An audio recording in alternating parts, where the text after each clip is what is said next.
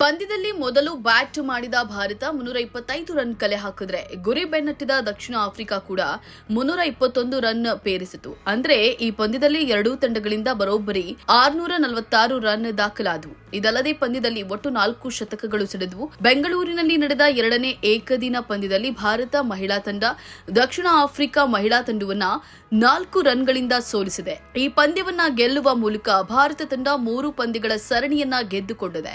ಮೊದಲ ಏಕದಿನ ಪಂದ್ಯವನ್ನ 143 ರನ್ಗಳಿಂದ ಗೆದ್ದುಕೊಂಡಿದ್ದ ಹರ್ಮನ್ ಪಡೆಗೆ ಎರಡನೇ ಪಂದ್ಯದಲ್ಲಿ ಪ್ರಯಾಸದ ಗೆಲುವು ದಕ್ಕಿದೆ. ಈ ಪಂದ್ಯದಲ್ಲಿ ಉಭಯ ತಂಡಗಳ ಆಟಗಾರ್ತಿಯರಿಂದ ಜುದ್ದಾಜುದ್ದಿನ ಹೋರಾಟ ಕಂಡು ಬಂದಿತು.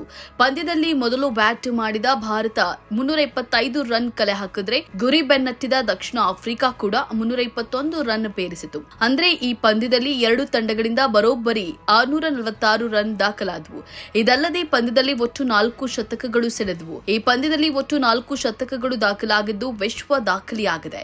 ಮಹಿಳಾ ಏಕದಿನ ಕ್ರಿಕೆಟ್ನಲ್ಲಿ ಮೊದಲ ಬಾರಿಗೆ ಪಂದ್ಯವೊಂದರಲ್ಲಿ 4 ಶತಕಗಳು ದಾಖಲಾಗಿವೆ. ದಕ್ಷಿಣ ಆಫ್ರಿಕಾ ಪರ ನಾಯಕಿ ಲಾರಾ ಓಲ್ವರ್ತ್ 335 ರನ್ಗಳ ಇನ್ನಿಂಗ್ಸ್ ಆಡಿದ್ರೆ ಮರಿಜಾನೆ ಕ್ಯಾಪ್ ಕೂಡ 114 ರನ್ ಬಾರಿಸಿದ್ರು.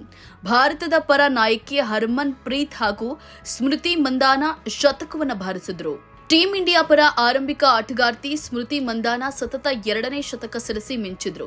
ಪಂದ್ಯದಲ್ಲಿ 120 ಎಸೆತಗಳನ್ನು ಎದುರಿಸಿದ ಸ್ಮೃತಿ 18 ಬೌಂಡರಿ ಹಾಗೂ 2 ಸಿಕ್ಸರ್ ಒಳಗೊಂಡಂತೆ 136 ರನ್ ಚಚ್ಚಿದ್ರು. ಮಂದಾನ ಹೊರತಾಗಿ ನಾಯಕಿ ಹರ್ಮನ್ ಪ್ರೀತ್ ಕೂಡ ತಮ್ಮ ಇನ್ನಿಂಗ್ಸ್ನಲ್ಲಿ 88 ಎಸೆತಗಳನ್ನು ಎದುರಿಸಿ 9 ಬೌಂಡರಿ ಹಾಗೂ 3 ಸಿಕ್ಸರ್ ಸಹಿತ ಅಜೇಯ 103 ರನ್ ಬಾರಿಸಿದ್ರು.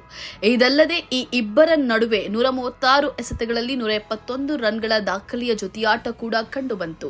ಭಾರತ ನೀಡಿದ 326 ರನ್ ಬೆನ್ನಟ್ಟಿದ ದಕ್ಷಿಣ ಆಫ್ರಿಕಾ ನಾಯಕಿ ಲಾರಾ ವೋಲ್ವಾರ್ಡ್ಸ್ ಅಜೇಯ 135 ರನ್ ಬಾರಿಸಿದ್ರು. ತಮ್ಮ ಇನ್ನಿಂಗ್ಸ್ನಲ್ಲಿ 135 ಎಸೆತಗಳನ್ನು ಎದುರಿಸಿದ 135 ರನ್ ಗಳಿಸಿ ಅಜೇಯರಾಗಿ ಉಳಿದ್ರು. ಅವರ ಇನ್ನಿಂಗ್ಸ್ನಲ್ಲಿ 12 ಬೌಂಡರಿ ಮತ್ತು 3 ಸಿಕ್ಸರ್ ಸೇರಿದ್ವು.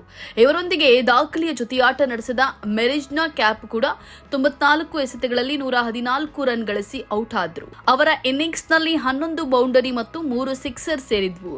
ಕ್ಯಾಪ್ ಔಟ್ ಆದ ಬಳಿಕ ದಕ್ಷಿಣ ಆಫ್ರಿಕಾ ಸೋಲಿನ ಸುಳಿಗೆ ಸಿಲುಕಿತು. ಮತ್ತಷ್ಟು ಸುದ್ದಿಗಳಿಗಾಗಿ ನೋಡ್ತಾ ಇರಿ ಪಬ್ಲಿಕ್ ನ್ಯೂಸ್ 24x7. ಇದು ಸತ್ಯದ ಧ್ವನಿ.